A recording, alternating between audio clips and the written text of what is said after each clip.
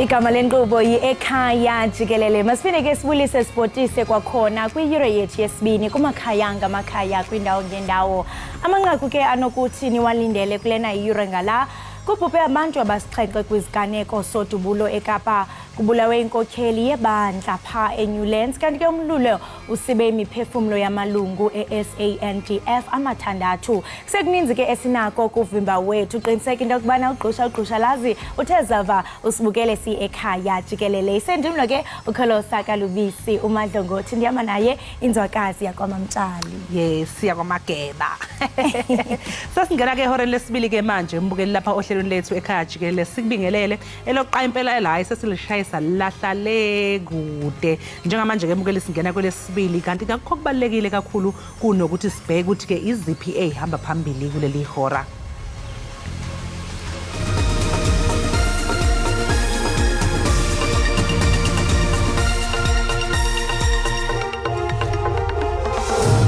Inside of my house there are 4 guys and me and my friend was there outside behind the door. And that time we saw the 2 guys to go inside of my house.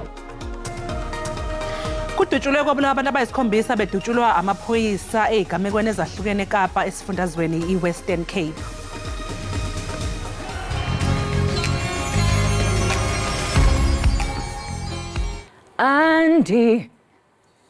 Andinanto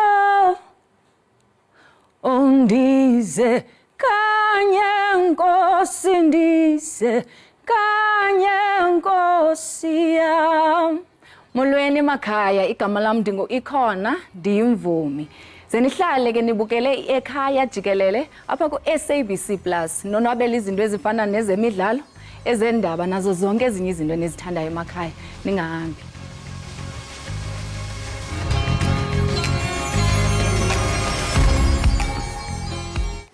Babalelwa kwabayisikhombisa abantu abadlule emhlabeni ezigamekweni zodlame ezimbili ezahlukene eKapa. Abakwasidlodlo bathi amadoda amane adutshulwe ashone eMandela Square eHolt Bay kwathi amanye amathathu abulawa eHines Park ngaseFilipi. Amadoda amane kunye namakhosikazi amabini bebezihlelele kulityotyombe bonwabele umdlalo webhola ekhatywayo. Amadoda axhobileyo athi angena ngesiquphe athulula imbumbulu ngokungenalusini ebulala lamadoda amane. We are there with my friends to chilling. Yeah, that time inside of my house there are 4 guys and me and my friend was there outside behind the door. And that time we saw the 2 guys to go inside of my house. Omane lamaxhoba kukholelwa ekubeni ngabemi baseMalawi. We needed to send the border to home, but it's going to be difficult now. We see what we can manage because we've been staying now together with other family members. Then we can make it little. Then we're going to send the border to home. Amanye amadoda amathathu nawo abulewe ngendlela ehlasimlisa umzimba eHines Park cebukuhle eFilipi. Provincial Serious Violent Crime detectives have opened a triple murder docket as well as an attempted murder investigation after a teenager and 2 men were killed in Hines Park, Samora Machel on Saturday evening. Reports indicate that yet to be identified gunmen shot 1 victim multiple times, stabbed another and hit a 3rd one with a brick. All 3 died on the scene. Meanwhile, a 4th person who was shot in the back was transported to a medical facility for treatment. Ukanti akukho bani usele nqakulwe ngezi zehlo zozibini. Abantu abama-20 ubuncikane esele bebulewe kwisithuba seveki ezimbini kwizehlo zohlaselo ngobundlobongela kweli leKapa. Ndingumlamli Maneli weendaba ze-SABC eKapa. Ngayifunda yazikhali yongisiza. Iinkonzo zecawe zaseNewlands ngaseWestbury eGauteng zibongoze uluntu lwalendawo ukuba lumanyane ukuphelisa ulwaphulo-mthetho lumandla. KuLwesihlanu ebusuku eNewlands kututyulwe kwabulawa umfundisi webandla i-Eagles Christian Centers izikrelemnqa. Umphakathi walapha namanje usethukile emva kwesehlakalo sokubulawa komfundisi uDwayne Gordon obefike enkonzweni njengesimenywa sosuku. Kunokhathazeko okukhulu ngendlela yokusebenza kwamaphoyisa ekulandeleleni umkhondo. A phone was apparently traced to one of the taverns where the perpetrators was, and the cops they were afraid to enter this premises to go and retrieve the phone. That was shocking to us, where one of my colleagues had to then call for personal aid from their friends as a personal security company to come in, private security company for that matter. Phakathi kwabanye abathole ukulimala ngesikhathi bedutshulwa uSebastian Mosale othola ukwelashwa esibhedlela iHelen Joseph. Umndeni wakhe namhlanje ubumvakashele ngenhloso yokubheka isimo sokwelulama kwakhe. I just want justice for my husband. And they must stand together. If they know the people, they must bring the people to the front, and they must admit what they did was wrong. Umphakathi wendawo ubona sengathi labo abasemandleni abawunakile umphakathi waseNewlands naseWestbury. We are going to go back and ensure that whoever we need to poke and press to come and assist, whether it's police or this department or that provincial department, will do our best to bring them up to speed with what is happening, and they must come and address the community. You see, this is what needs to be done. Amaphoyisa asathungatha labo abagasele esontweni badubula baphinde bathatha nomakhalekhukhwini babazalwane. Abalimi basePostmasburg naseLuhatla eNorthern Cape abakhahlanyezwe umlilo odlule namalunga ayisithupha ombutho wezokuvikela iSouth African National Defence Force basola isandla semfene njengoba bethi lo mlilo wequbula uhleliwe. Umlilo wangolwesihlanu odlule nempilo yamalungu ombutho wezokuvikela ayisithupha kwathi amathathu angeniswa esibhedlela ubungekabhulwa wonke namhlanje. Kepha ke SANDF ithi asikho isidingo sokwethuka njengoba ithola usizo lokucisha. Kunomlilo saqhubeka njengamanje le enhla nendawo esenzela kuyona esivivinya kuyona. Kodwa lo mlilo siubhekile na ukuthi ungangeni ngaphakathi enkampeni. Amalungu ombutho wezokuvikela beqeqeshwa esikhungweni ivukuhlome alahlekelwe yikho konke ngenxa yomlilo kanti kulindeleke ukuthi umnyango wezasekhaya uzosiza ngokubhalisa kabusha omazisi. Gift givers received a call from the SANDF yesterday afternoon requesting urgent assistance for 1,300 military personnel who lost all their personal belongings on Friday afternoon in a devastating fire. Abalimi abakhahlamezekile banxusa iziphathimandla ukuthi zibhekisise imililo yequbula elokhu ihlasele kusukela ngoNhlangulana kanti labalimi basola ukuthi kunesandla semfene. There might be a big possibility that the high amount of veld fires is organized crime at the moment because it is happening at strange times and at strange places, and currently we don't have any lightning. Umnyango wezolimo eNorthern Cape usuzibophezele ngokwelekelela abalimi abakhahlamezekile kanti kusasa kulindeleke ukuthi imindeni yabaphangalele izohlonza izidumbu zabathandiweyo bayo. Uluntu lwelokishi yaseLamontville eThekwini basikhabile isiphakamiso sokuba kuvalwe iposi kule lokishi bekhalazela kuba oku kuza kwenzakalisa uninzi lwabahlali kuquka abantu abadala abafumana imali yenkamnkam nanjengoko besebenzisa iposi ixesha elininzi. Umnyango wezezimali kuzwelonke udalula ukuthi isimo sezimali seSouth African Post Office siyaqhubeka nokuba sibi nakulonyaka. Ungqongqoshe wezokuxhumana uMondli Gungubele uthe amagatsha angama318 asevaliwe ezweni lonke kusuka ngomhla ka1 kuMbasa ngo2020 kuze kube umhla ka5 kuNhlaba kulonyaka. Ngaya kwathiwa iyandize emoyeni ngaya kasasa kwathiwa ikhona imali eposini banganginikeza kwaku-April kwawu-May kwawu-June kazohlala ngoJuly imali yami. Okay, ngeza izoyidinga ofana ngiyizenze sengasayiboni ngoba kwase kukuningi okwase kuphezulu kwamahlomba ekubeni umntanami ngingedwa ngingumfelokazi. Izakhamizi zikhathazekile ngokuthi ukuvalwa kweposi kule ndawo kuzoba nomthelela omubi kwabahola impesheni. Siyaqhubeka iposi kepha ke ngoba siyazi ukuthi amahemhem ayasho ukuthi ayaphela amaposi izwa ngabona laba abaholela bakasasa. Ake sibonele abasibonele indlela ezobalula kwabantu abadala. Usasa weluleke abahola impesheni ukuthi basebenzise ezinye izindlela zokuhola. Sikumkhankaso okwazisa abantu bakithi ukuthi banelungelo lokuyishintsha indlela abayithola ngayo imali mekukuthi ke kunomuntu ofuna ukuyishintsha indlela ayithola ngayo le mali esibonele. Estatementeni uhlangothi lwabatakuli bebhizinisi eposini bathi iposi lafaka ngaphansi kwabatakuli ibusiness rescue ngenxa yokuthi banezinkinga zemali. Ngingonhlakane Phumagwaza ezindabeni zeSABC eThekwini. Unobhala Jikelele we-ANC ufikile Mbalula uthi inhlangano ebusayo kuzofanele ukuthi isebenze ngokuphindaphindiwe ukuze ibuyele emandleni kuhulumeni emva kokhetho lwangonyaka ozayo. Ubekhuluma phambi kwabalandeli be-ANC enkundleni iHarry Gwala eMgungundlovu izolo njengoba beqhuba izithangami zokuhambela izifundazwe ngokohlelo lokubukeza umqulu wabo wezethembiso zokhetho abazenza ngonyaka u-2019. Abeseka i-ANC baphume ngobuningi babo ke ukuzozizwela mathupha ukuthi ikuphi leli qembu elibusayo eselikwaze ukukwenza elabe likuthembise ngokhetho lango-2019. Ukulethwa kwesidingo zomphakathi bekuseqhulwini. Abeseka leli qembu bathe akulungiswe izinselelo ezivimba ukulethwa kwesidingo zomphakathi. Sangaza sibi i-ANC ingalungisa amaphutha ayo njengokuthi ke umphakathi uphelelwa amanzi.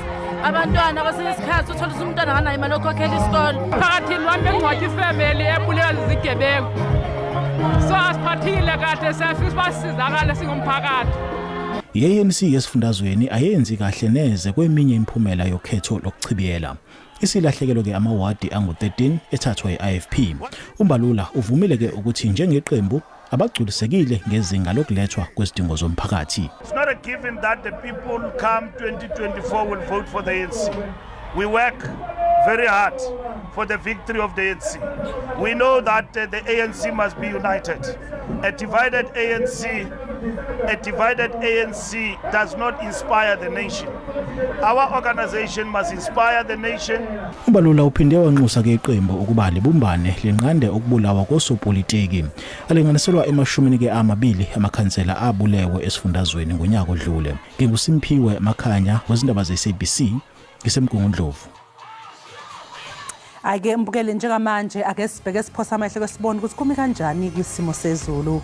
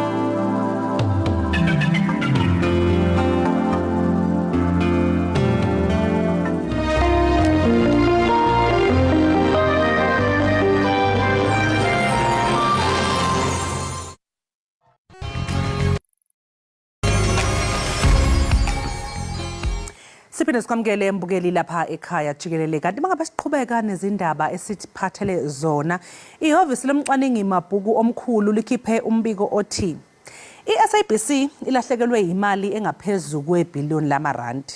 Ike yahluleka ke nokukhokhela izikweletu zayo kanti nezinto zimabheketwane ngakweze imali eSABC. Yini ngempela imbangela ukuthi ithole isesimene esinjena nanokuthi nje ke ingabe lokhu kulahleka kwale mali kusho ukuthini endleleni iSABC esebenza ngayo nsuku zonke.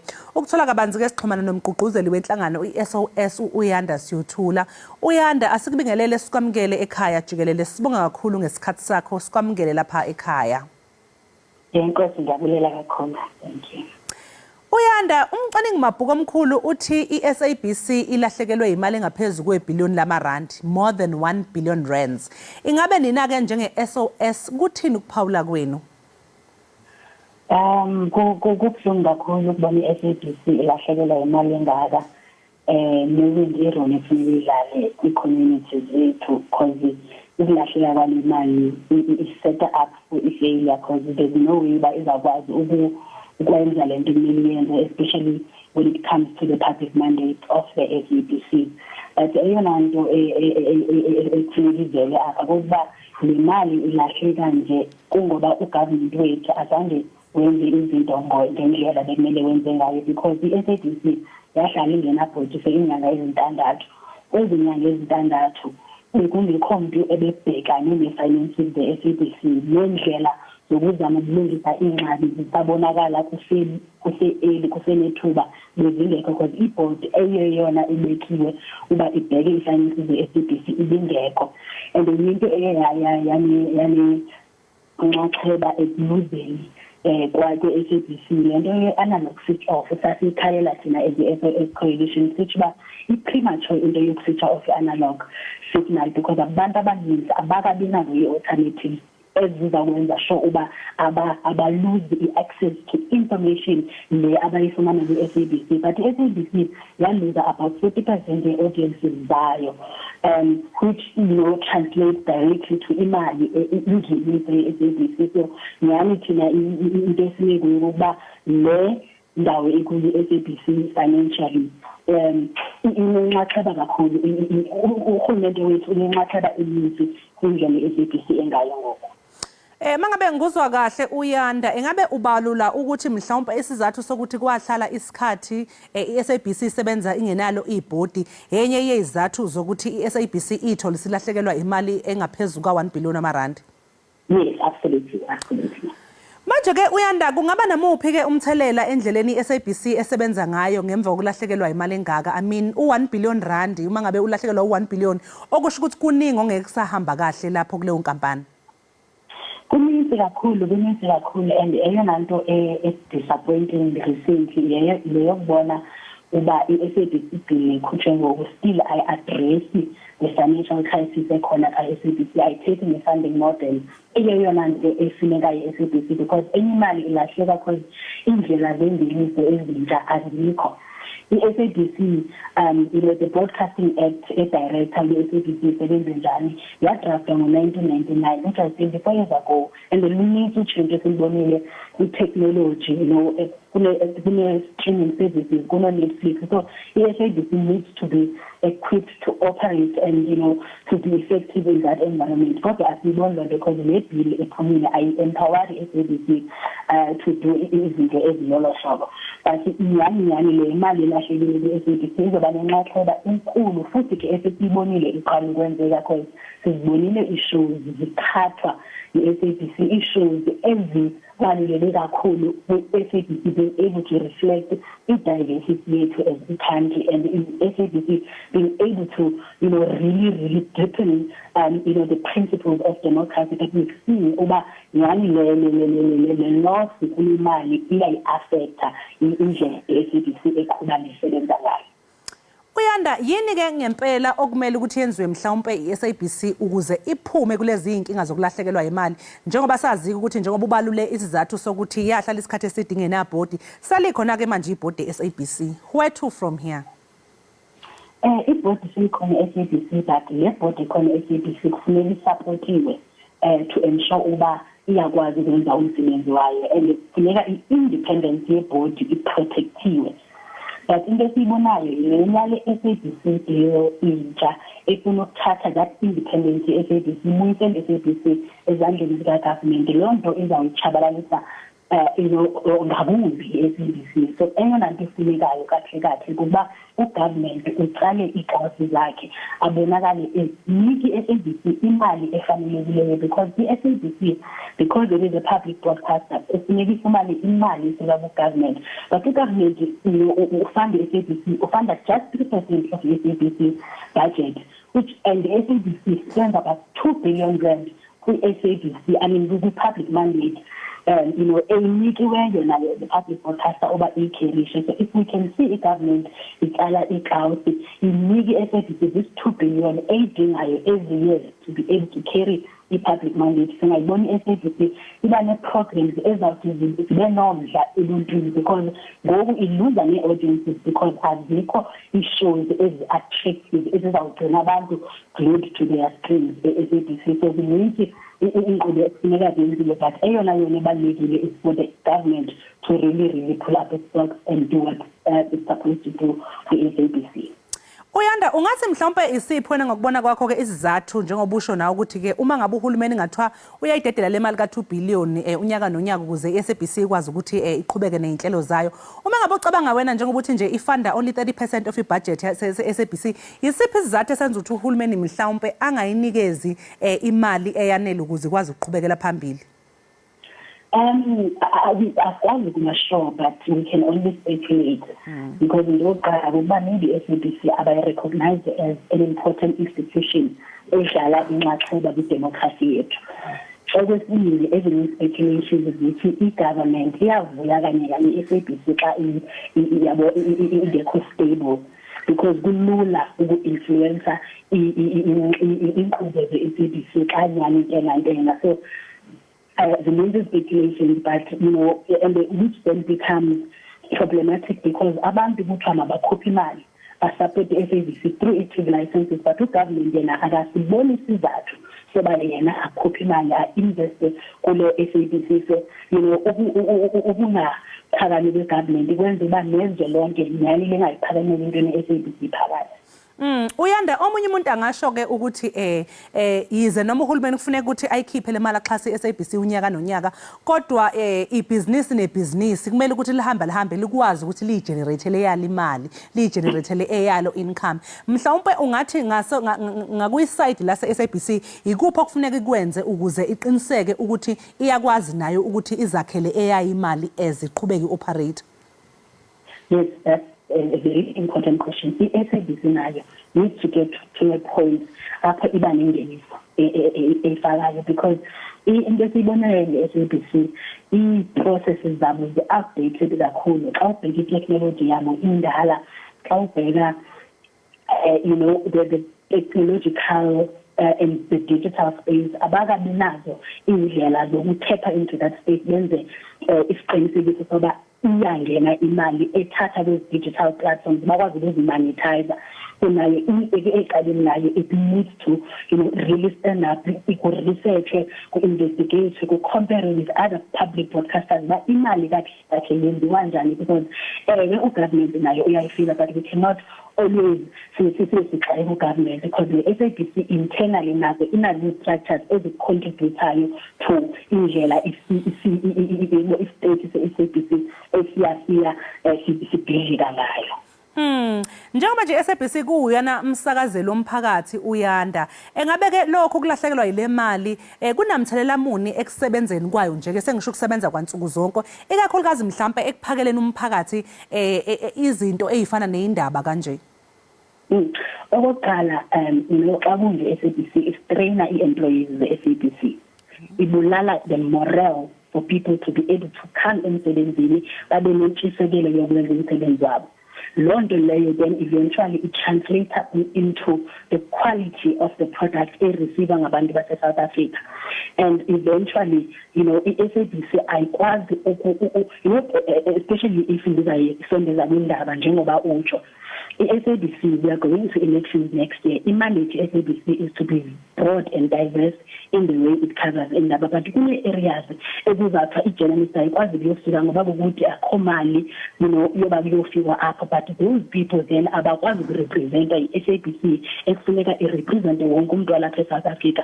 So indaba ze-content besides indaba ze-local production, for chopper issues that are expensive, but as shows there's another the important in SABC, being a station esikwazi ukwakha ilizwe, sibonise ukwahlukana kwethu, sibonise ubuhle bethu as a diverse nation. So iyenza nyani ifele in being effective ngalendlela ekufunekile ngayo. Uyanda njengoba ukhuluma ngokukhanselwa kwama-shows for example kwezinye iy'nhlelo, ngiyakhumbula ukuthi khona olunye ke lo hlelo lwake olukhanseliwe kwabalwa izathu phakathi kwazo mhlawumbe ezokuthi indaba zama-load shedding, ngoba ama-load shedding a-affect viewership. If mhlawumbe ugesi ujwayele ukuhamba ngo-7 uzubuye ngo-9, okusho ukuthi lezo iy'nhlelo ey'dlala phakathi ka-7 no-9 ayisabukelwa kakhulu, okuzokwenza ukuthi i-viewership ibisiba phansi. Mhlawumbe ungathi i-load shedding inomthelela kanjalo futhi mhlawumbe nodaba lama-TV license, ngoba siyazi ukuthi baningi kakhulu abantu abangakhokhi bawakhokhele ama-TV licenses wabo. Yes, benxaxheba kakhulu njengoba nje uba ngani kaloku i-SABC isebenza ngendlela yoba the more viewership eninayo the more nikwazi increase i-ratings zenu nifumane imali eninzi kwi-advertisers because bareacha i-audience enkulu. But xa kuzawumane kungabikho millions of people abavalelwe umbane ngelo xesha, loo nto i-affecta ingeniso ye-SABC and nakhona i-pointa back to i-government and i-efficiency ye-government. And also when it comes to indaba ye-TV license, these are the things umuntu uzavuza ndibhatalelani i-TV license xa ngizawuhlala ndingayibukeli i-TV ngexesha endinobukela ngalo nge-prime time ezitezi zidlala khona, which is the biggest question we feel abantu beyibuza when it comes to electricity. Sibhatalela ntoni, why ku-increase ii-tariffs zombane kodwa umbane asinawo? So nayo inegalelo ekutheni abantu bangakwazi ukubhatala i-TV licenses noba i-SABC iya itshabalala. Siyabonga kakhulu-ke uYanda, siyothula ngesikhathi sakho namhlanje kuseni, sikufisele nosuku oluhle. Ngiyabulela kakhulu enkosi. Lawo-ke mbukeli beku-Uyanda siyothula, kanti-ke besixoxa naye ngombiko okhishwe umcwaningi mabhuku omkhulu nothe i-South African Broadcasting Corporation ilahlekelwe imali ngaphezu kwesigidi samarandi, more than 1 billion rands olahlekelwe i-SABC. Asisiquke ngaseyitolo mbukeli, siyabuya emva komzuzwana.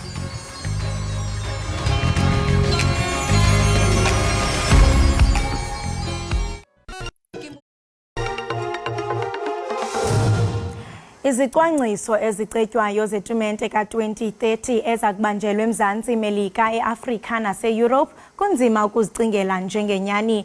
Izakuba sisihlandlo sokuqala nqa ukuba indebe yehlabathi idlalwe kumazwekazi angaphezulu kwesinye. Ngo-2002 yayikukuphela ke komsitho ngaphambili owasingathwa kumazwe angommelwane uMzantsi Korea kunye neJapan. Oku ke kuyakutshintsha xa i-USA, iMexico kunye neCanada zisindleka ngo-2026. Kodwa loo nto ke ayizukulingana nendebe yehlabathi ka-2030. Kodwa ke kuyakusebenza njani konke oku? Ukuthetha banzi ke ngalo mba sawuqhagamshelana naye uSibusiso aka Mkhaba Madontsela wezemidlalo phaa kuKhozi FM. Khaba, masikubulise sikwamkele enkqubeni yethu ekhaya jikelele. Sibambe ngazibini ngexesha lakho ngayeli ntseni. Sibingelele Kholoso, sibingelele kuyithimba lonke onalo ngokunjalo nakubabukeli ngasekhaya kumsombuluko ekseni. Sibambe ngazibini. Mkhaba, siyaqonda into yobana mhlambe iFIFA iye ya-expanda inani lamaqela azobe kanti athatha inxaxheba kwindebe yehlabathi. Ingaba mhlambe nombukeli ngiqinisekile into yobana uyazibuza ubana ezi sizathu sokusingatha indebe yehlabathi kumazwe angaphezulu kwesinye, esizathu esithe sacontributor kwesi sigqibo yintoni na? Ngicabanga ukuthi into eyenzakalayo la sizoqala sibuke umengameli wayo iFIFA uGianni Infantino. Selokhu angena ethatha intambo kuseBlatter, kuyabonakala ukuthi ziningi izinto ayishintshayo, umningi umehluko afika nawo, ngoba njengoba kusho kungokuqala ngqa emlandweni womqhudelano wendebe yomhlaba sibona ke amazwe angaka asingatha ngesikhathi esifanayo umqhudelano wendebe yomhlaba. Sikhuluma la ngamazwe okufaka phakathi iMorocco, iPortugal neSpain, kodwa kugcine ngabo kuphela. Uzokhumbula ukuthi ke yakhona namanye amazwe futhi anikeziwe ithuba lokuthi ke na kanjani nayo ayisingathi imidlalo yokuvula ofaka phakathi eUruguay. Lokho kubeka ngokusobala ukuthi uGianni Infantino uzama ukuthi ke ngesikhathi esifishane wonke umuntu akwazi ukuthi alithole ithuba lokusingatha umqhudelano wendebe yomhlaba, ngoba ngicabanga ukuthi ababukeli ngasekhaya nayo Kholoso uyazi ukuthi kuumcimbi omkhulu kangakanani nanokuthi ithuba elingakanani ukuthi usingathe umqhudelano wendebe yomhlaba. Sakubona lokho ngonyaka ka-2020 ngendlela kwakubhizi ngakhona eNingizimu Afrika, amabhizinisi bathola imali, umnotho wathuthuka. So lokho kusho okukhulu kakhulu ukubona ke izwe lithola ithuba lokusingatha umqhudelano wendebe yomhlaba. Iyona nto uGianni Infantino azama ukuyenza ukuthi ke wonke umuntu akalithola ithuba lokuthi awusingathe umqhudelano wendebe yomhlaba. Usathetha ngokusingatha umqhudelwane, ingaba mhlambe ilizwe eliyi-1 liyakwazi na into yokubana lingaqhubeka lisindleke indebe yehlabathi yamaqela ngama-40, 48 countries? Ya, ngicabanga ukuthi enye into abayibhekile leyo, umbuzo wakho muhle kakhulu, kuyiqiniso lokho. Mayise 48 ama-country ukuthi azodlala umqhudelwano osezingeni eliphezulu elifana nalo, kusuke sekuyinto enkulu kakhulu leyo, nalelo kufanele libhekeleleke ukuthi lingakwazi ukuthi likwenze lokho. Ngicabanga ukuthi-ke bahlala phansi beza nestrategy, ngoba uzokhumbula ukuthi akuyona iFIFA evele yaqhamuka yathi-ke Morocco, Portugal, Spain nanku umqhudelwano usingatheni. Ibona baba ne-meeting kuqala, bahlangana izikhulu zakhona eMorocco zasePortugal zaseSpain just bideni sonke kanye kanye nangempela abafaka ibhidi becela ukuthi ke sicela ukuthi ngokubambisana singathi nomqhudelwano ngicabanga ukuthi yona into wasebenzele kakhulu namazwe ngoba manje uma ise 48 asemaningi kakhulu nanokuthi ke kuyasijabulisa ke nathi lokho siyizwekazi laseAfrika ngoba uma ubheka esikhathini esingaphambilini abeba amahlanu amazwe ahambayo yomele icontinent yethu yaseAfrika kodwa kusuka manje kuyaphambili asezoba u9 so kusho ukuthi ke nebafana naye sizokwazi ukuthi lithole kalula ithuba lokuthi ihambe yomele iNingizimu Afrika ngoba kuye kube nzima ezikhathini eziningi ukuthi ingene kule top 5 osuku uhambile. Mkhaba izizwe ezikumazantsi ehemisphere xa sijonga iArgentina, iParaguay kunye neUruguay ziba nobusika ngoJuni ngoJuly kanti ke xa sijonga ehlotyeni yona iMorocco nePortugal neSpain kuba sehlotyeni that is isama ukutshintsha ke kwehemispheres kuthetha ukuba mhlawumbe amanye amaqela angazifumana ekwimeko mhlawumbe engaqhelekanga yokudlala kwiseason ezimbini ezahlukeneyo kwindebe yehlabathi enye ingaba mhlawumbe ucinga ukuba ngenene indebe yehlabathi iza kudlala kwiseason ezimbini considering that kune change xa kuziwa kwimba weclimate ngicabanga ukuthi akuze ukwashaka kakhulu ama countries noma ke amaqembu azobe eyodlala njengoba usho nje ukuthi kusuke kusebusika kulawo mazwe la ufaka phakathi oUruguay ngokunjalo nelo noPortugal ngicabanga ukuthi ke into ezobasiza kakhulu kubalekile ukuthi niziphi isikhathi esanele ukuthi nifike kuleyo ndawo leyo okusuke kuzodlala kuyona umqhudelwano kufanele nje bazazela ukuthi ke mhlawumbe isikhathini esingangamasonto amabili bahlezi kuleyo ndawo bajwayela isimo sakhona ukuthi ke simi kanjani yes uma kumele sekumele bashintshe ke manje sebeshintsha ke icontinent sebeya kwenye lokho ngase kube nomthelelanyana otheni kodwa ke kumele bona emqondweni wabo mentally bakufaka ukuthi okay bafowethu njengoba sila sizosebenzela ama countries ethu kumele sazi ukuthi ke okay ubusika nathi sinabo eSouth Africa so kumele sijwayeze ukuthi okay njengamanje siphila ngaphansi kwesikhathi sobusika uma ngabe sebeshintsha ukuthi ifixture yabo sibakhomba kwenye indawo kuzokubaphoqa ukuthi ke ba-adjust kodwa ngendlela engibuka ngayo nengicabanga ngayo ngicabanga ukuthi amazwe azohlala lapho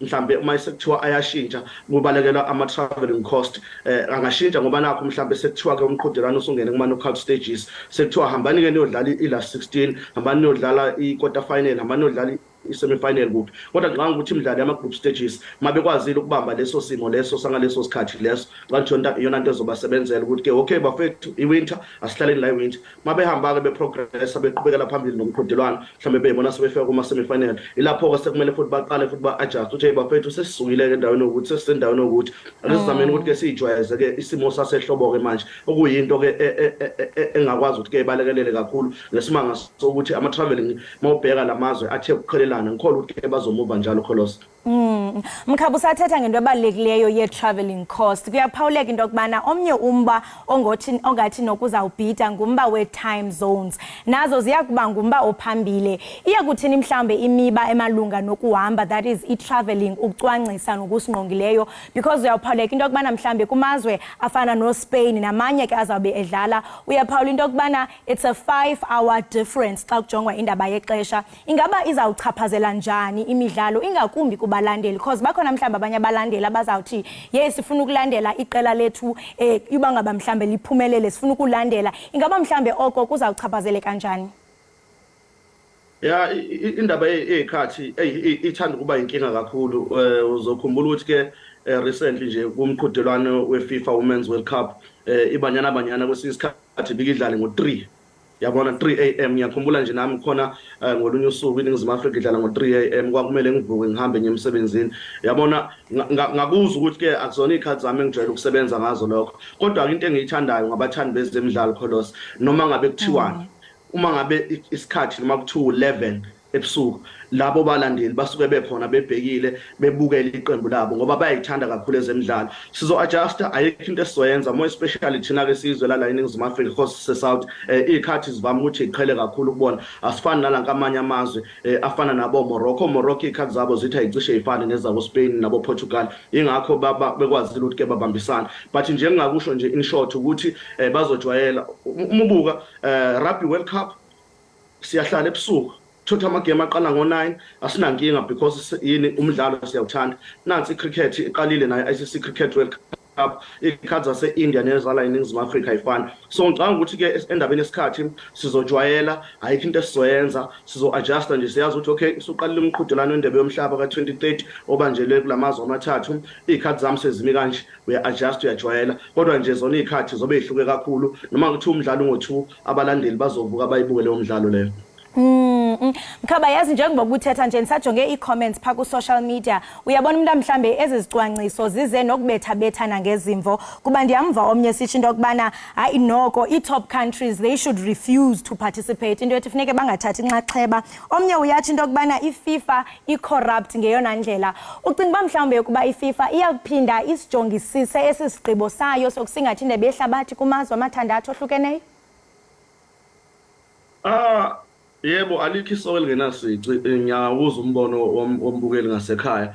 Angikholwa ukuthi mhlambe indlela abaqoka ngayo ihlangene ne-corruption. Ngicabanga ukuthi ukubukelela i-success yomqhudelwano. Uma ungabe umbuka uGianni Infantino, umengameli we-FIFA engikhulume ngayo isiqala, uyayithanda into enhle. Ubonile emqhudelwaneni wabesifazane wendebe yomhlaba kuse-Australia nase-New Zealand ngendlela izinto ebezenzeka ngakhona. So as umongameli uyakuthanda ukuthi-ke uma ngabe umsebenzi wakho usuphumele ebantwini abanisebewubuka ube muhle, ngoba manje uma ngabe ezothatha lamazwe awu-48 Morocco. Yes, siyazi ukuthi Morocco izwe eliney'ngqalasizinda, eliney'nkundla ey'ningi zokudlala isezingeni eliphezulu, but umthamo wabantu abazobe belapho lelo country uma ngabe lilodwa lizokwazi ukuthi lumumathe. Ngicabanga ukuthi mina lento enziwa Infantino inhle kakhulu. Yebo-ke ngeke siye sikuphike okushiwo umlaleli ukuthi usola inkohlakalo mhlawumbe ekhona ngokuqoka kwamasi, kodwa ngokwesingami nje, ngoba ngishilo nasekuqaleni abaveli bathi South Africa you're gonna be the host, uyabhida bese bebheka ukuthi ukulungele yini ukwenza lokho. Ngicabanga ukuthi into enhle kakhulu, sizohamba siyijwayele, ngoba akuqali uma uthi uyabheka Korea, Japan, amazwe ayi-2 esebenza ngokubambisana yize noma isondelene. So into nje ekhulayo asijwayezayo ukuthi ke kumele siyazi futhi sizogcina sesiyamukela. Ngakho-ke ngawunyaka 2026 njengoba amazwe amathathu kuyi-Canada, i-Mexico ne-US nakhona kuzohamba kahle kakhulu. Ngicabanga umlaleli umbukeli lapho ngasekhaya lazobona khona isithombe sokubaleka kokwandisa isibalo samazwe singathi umqhudelwano omkhulu ofana nalo, more special sesikhuluma ngamazwe awu-48 manje. Mkhaba, ke ngoku xa sijonga kwicala elihle bathi amangesi on a lighter note, unokuthemba okanye inokuthetha ntoni lento kumazwe azokubambisana ngendebe yehlabathi yeFIFA ka-2030? Ndiyakhumbula pha eqaleni uye watsho into yokubana njengoko singuMzantsi Afrika sasingatha ngo-2010 sabona into yokubana noko oko kwaphucula ezoqoqosho ezomnotho apha eMzantsi Afrika, kwaye singavumelana sitsho into yokubana kudaleka ubumbano kuthi singama-Afrika siphela. Ungathi mhlawumbe on a lighter note la mazwe azawusingatha yintoni azawuthi ayizuze? Ngicabanga ukuthi masiza kuloyo mbuzo loyo sizoqonda kahle kamhlophe ukuthi isport akusekhona ukuthi isport nje into yokudlala, sekuyibhizinisi. Abantu abaningi mabengena kwisport basuke bengena ngomqondo webhizinisi. So njengoba ukhuluma ngalokho, umnotho walamazwe la uzosimama kakhulu. Uyabona nje iMorocco nePortugal neSpain ibona abazobe besingatha umqhudelwano wendebe yomhlaba, kodwa umengameli uGianni Infantino nethimba lakhe eliphezulu base bathi-ke asiyifake i-Argentina, iParaguay ne-Uruguay, ngitsheleke lamazwe la ngomathathu azosingatha nje imidlalo yokuvula kuphela. Kodwa kuleyo mdlalo yokuvula leyo uyacabanga ukuthi-ke imali abazobe sebeyenzile izobe isingakanani, ngoba la sikhuluma ngamahhotela, sikhuluma ngezokumbiwa phansi, opetrol, odizili, abantu uma befikile bayatravela besuka emahhotela bayakuphi, osomabhizinisi abasafufusa abancane, amagaraji, yonke leyo nto leyo. Ngicabanga ukuthi-ke umnotho wabo kule midlalo embalwa nje yokuvula bazoyenza kakhulu imali. Bese sibuyela konaka amazwe ngqo angama-host, iMorocco, iPortugal, iSpain. Lapho-ke sikhuluma ngama-billions and billions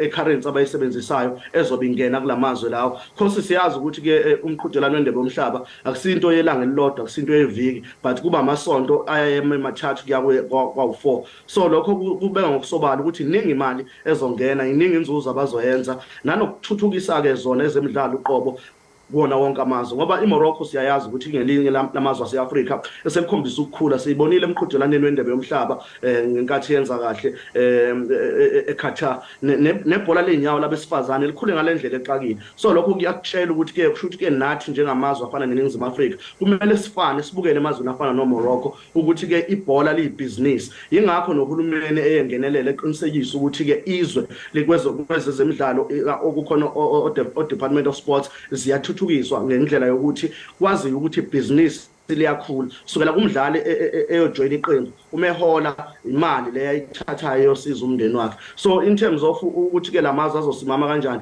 azothola imali eningi kakhulu ngiyacabanga ukuthi ke makuphela umqhudelano wendebe yomhlaba ayosala ehleka wodwa ngendlela imali ezongena ngakhona kona lamazwe Mkhaba masibambe ngazibini ngexesha lakho liyathemba into ukubana umbukeli uvile ongavanga hayi ndiblame yena enkosi kakhulu ngokuba nathi enamhlanje Bonga kakhulu Kholosi nethimba lakho Right mbukeli we-Ekhaya Jikelele lowo ke ibingusibusiso Madansela umkhaba woKhozi FM ebesichazisela ke mbukeli ngendaba yehlabathi ka-2030 ezakube isingathwe ngamazwe amathandathu ohlukeneyo kumazwekazi amathathu kanti ngoku masithi qhwipha evenkileni iqiniseka uqusha lazi mbukeli Ekhaya Jikelele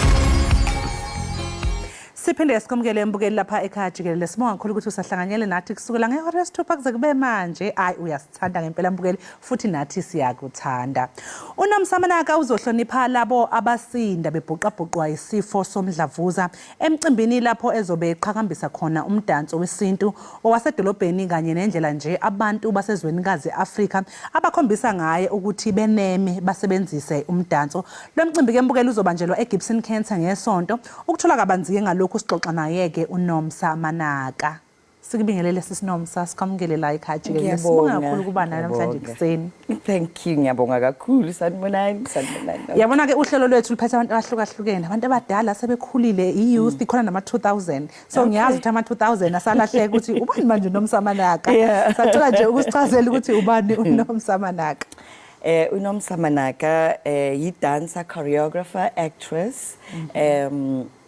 ngirana i-dance studio eFunda Center called Nomsamanaka Dance Studio. uNomsamanaka umama kaMac Manaka nomThuthuzeli Manaka. Nomsamanaka is a grandmother, is a daughter, is everything, a sister, everything to everybody. I guess khethele udancer choreographer ngoba vele sokhuluma ngomdanso namhlanje. I-dance uqale nini ukuyithanda wabona nini ukuthi okay i-dance into mhlambe engenza i-career out of? Yes, I think mangikhula nje from nginabo 5. I always had this thing ukuthi mina mangikhula mababuza abantwana ukuthi ufuna ukuyenzani abantwana ngifuna ukuba unesi ngifuna ukuba udokotela mina I had two things I wanted to be famous and I wanted to go to New York. So I think I have reached both of them. Oh, wow. So that's so nice. I dancer in the streets of Soweto. Then I was lucky enough to get a scholarship ngayofunda in New York. Ngafunda i-dance bengenza i-ballet but i-ballet yami yashintsha ngise New York ngaba introduced to traditional African dance. So that's where ingqondo yami ye-dance changed. Ngabuya ngaze ekhaya and I started doing traditional South African dance. Okay. But then I was lucky enough to work nabo Kaifas, nabo Leta, nabo Miriam all over in the continent. Ngafunda ama-dance wa in the continent. Ngawabuyisa la ekhaya. Manje ungumsunguli wemdanso i-dancing out of cancer. Yes. Bengisacela nje ukuthi ungitshele ngayo nokuthi mhlawumbe wayiqala kanjani nanokuthi isikhathi uyiqala kwakuyini inhloso ngayo wawufuna ukuthi uthole ini out of it. Right. 2016 ngadiagnosed nge-stage 4 ovarian cancer. So in my deathbed, my son, poet, Umek, wafika wathi mama, you must write a book, we busy dancing out of cancer. And that's the thing,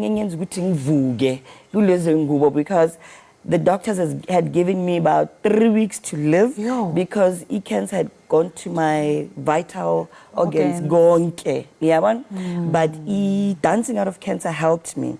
Then I sang at Mangpola, Nyezo, dancer, and I did that, not dancer, and I keep inspiring people, patients, cancer patients and survivors, and saying thank you to caregivers. So that's what Dancing Out of Cancer is all about.